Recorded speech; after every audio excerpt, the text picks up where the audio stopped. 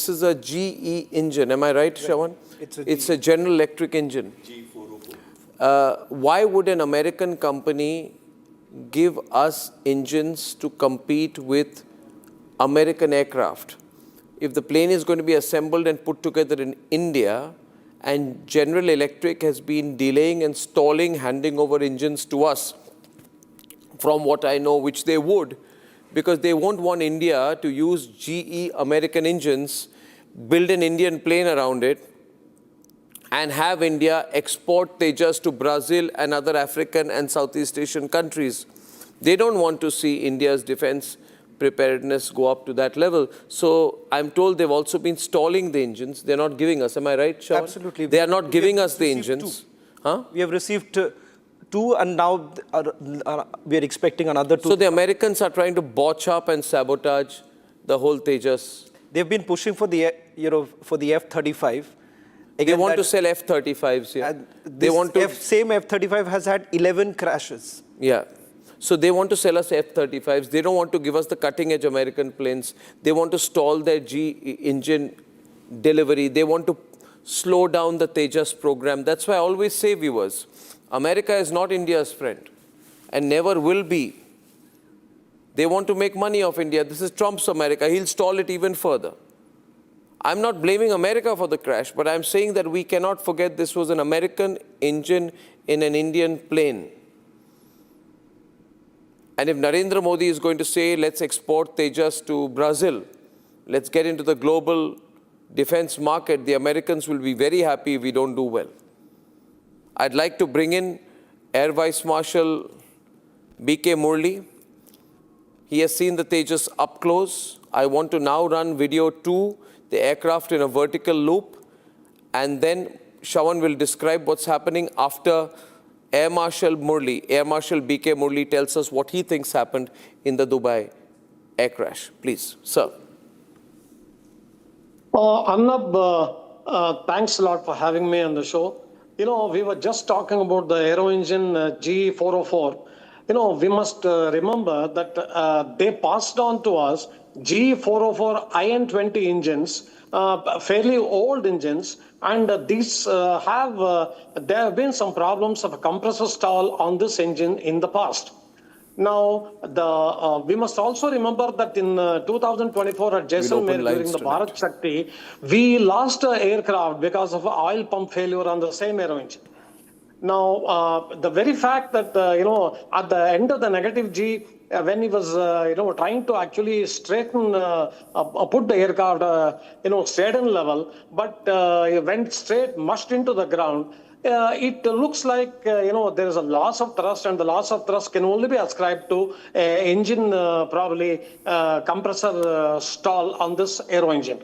Okay, now there was also a talk about a fly-by-wire. I must tell you, for the information of everyone, that this aircraft has got the most advanced quadruple digital, you know, fly-by-wire system with ultimate backup. So the, you know, actually the possibility of this fly-by-wire FAW system going rogue or malfunctioning is very rare.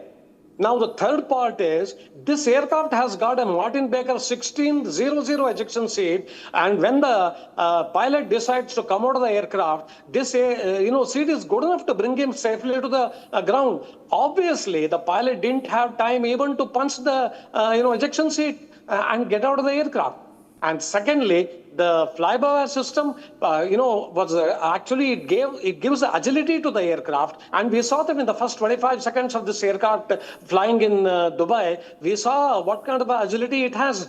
So when you actually put all these facts together, somehow, you know, actually you come to the conclusion that yes, perhaps the engine may have given way at the time when probably he was trying to get out of the negative G, and he was trying to put the aircraft straight and level. Now, if the pilot had some, you know, altitude, probably he would have done that. This aero engine has got a thrust of 85 kilonewtons, which is good enough to take the pilot out of the emergencies anytime he wants.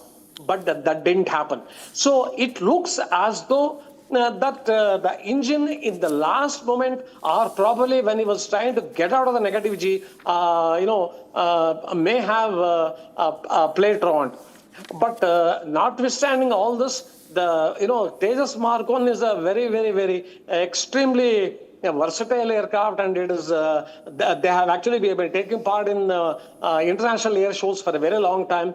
And then such a thing happening in front of so many spectators, it appears that people came from far and wide to see only Tejas do the solo aerobatics there in Dubai.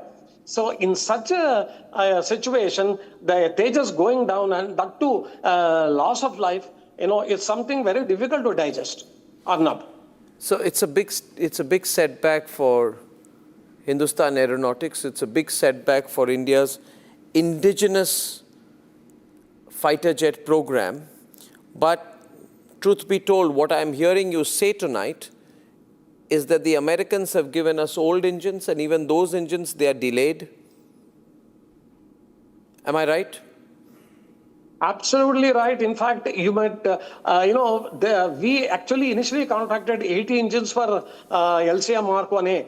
LCA Mark 1A got inordinately delayed because of the delivery of the aero engines. You see, when this engine selection was going on at headquarters, I was a part of the team. At that time, they had recommended that we should go in for a EJ200 aero engine of the ADS and not IN404. Now, the General Electric even came out with a suggestion that, look, initially you buy 404 and we will upgrade it, or we will retrofit it to GE414. Now, I do not see that GE414 retrofit anywhere in the horizon, but now we seem to have got stuck with the 404 IN20 engines. IN20 engines, definitely those who have actually seen the General Electric report and followed some of the flight safety problems that use have had, GE404 engine definitely has had problems in the past.